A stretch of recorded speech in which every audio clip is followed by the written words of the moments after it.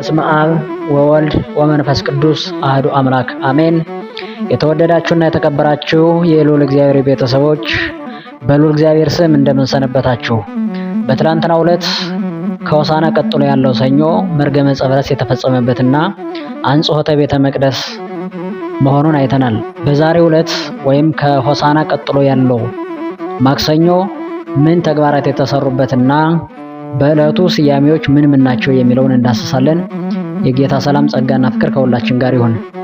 በዛሬው ዕለት ወይም ማክሰኞ ከሰሙነ ሕማማት ዕለታት መካከል ማክሰኞ ደቀ መዛሙርቱ በለሷ መድረቋን የተመለከቱበትና አይተውም ያደነቁበት ዕለት ነው።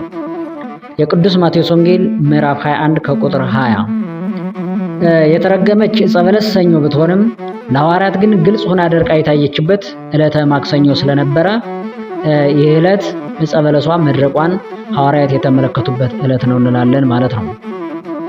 የማክሰኞ ቀን ሌሎች ስያሜዎች አሉ። የመጀመሪያው የትምህርት ቀን ይባላል። ቤዛችሁ ቀርቧልና አሻቅባችሁ ራሳችሁን አንሱ በማለት ስለ ራሱ አዳኝነት አስተምሯልና ይህ ዕለት የትምህርት ዕለት እንለዋለን። የሉቃስ ወንጌል ምዕራፍ 21 ከቁጥር 28 ላይ በሰፊው አስተምሯል። ስለ እግዚአብሔር ወይም ስለ አብ፣ ስለ ወልድ፣ ስለ መንፈስ ቅዱስ አንድነትና ሶስትነት አብን ያየ እኔን አየ፣ አብና እኔ አንድ ነን በማለት በሰፊው ያስተማረበት ዕለት ስለሆነ ይህ ዕለት የትምህርት ቀን እንለዋለን ማለት ነው። ሁለተኛ ይህ ዕለት ወይም ማክሰኞ የጥያቄ ቀን ይባላል።